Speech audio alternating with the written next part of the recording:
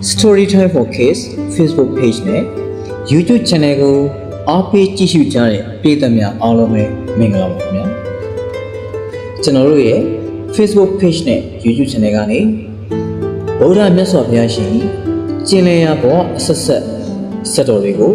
စင်ဆက်မပြတ်တင်ဆက်ပေးသွားမှာဖြစ်ပါတယ်ခင်ဗျာ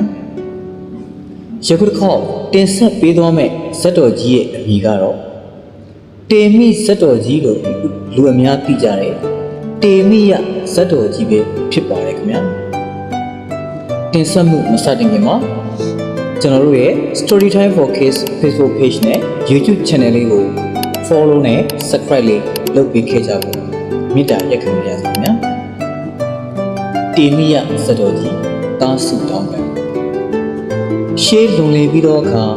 ဘာယာနတိပြီးကာတိတိုင်းတွင်ကာတိကရစ်အမည်ရှိသောမင်းသည်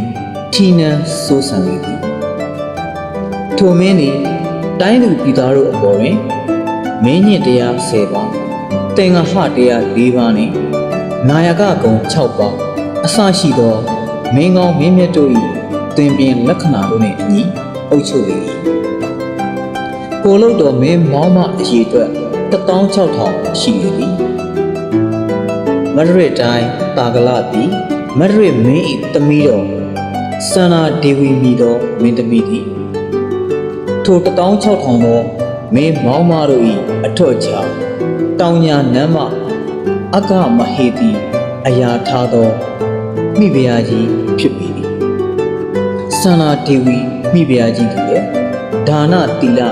ဘာဝနာအစရှိသောကုသိုလ်တရားတို့နှင့်မွေ့လျော်တတ်သူဖြစ်သည်ဥပုံနေ့တို့ရောက်တိုင်းလည်း8ပါးသောသီလတို့ကိုမပြတ်မကွက်ဆောင်ထင်း၍ဥပုပ်သီလစောင့်တော်မူတတ်သောအကျင့်ရှိပေသည်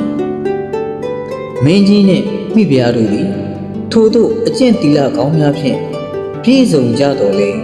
တာကောင်းသမီးယတနာတပါးမြထွန်းကားခြင်းမရှိကြပါ16000သောမင်းမောင်းမတို့သည်လည်းတာသမီးယတနာမထွန်းကားကြချေထို့သို့မင်းကြီးနှင့်မိဖုရားကြီးတို့တာသမီးယတနာမထွန်းကားကြသောကြောင့်တိုင်းသူပြည်သားတို့မှာကာတိကရစ်မင်းကြီး၏မင်းမျိုးမင်းနွယ်မျိုးဆက်ပြတ်မှာကိုစိုးရိမ်ပူပန်လာကြသည်ကာတိကရစ်မင်းကြီး၏မင်းအမျိုးအနွယ်မျိုးဆက်ပြတ်၍မင်းမျိုးအနွယ်အစ်တက်လာသည့်အခါကာတိကရစ်မင်းကြီးကဲ့သို့မင်းကောင်းမင်းမြတ်မဖြစ်မှာကိုလည်းပူပန်ကြလေသည်ထို့ကြောင့်တိုင်းသူပြည်သားတို့ကနန်းတော်ရှေ့တွင်စုယုံ၍ကာတိကရစ်မင်းကြီးကိုသားစုပန်ရန်လျှောက်ထားတောင်းဆိုကြလေသည်တိုင်းသူပြည်သားတို့၏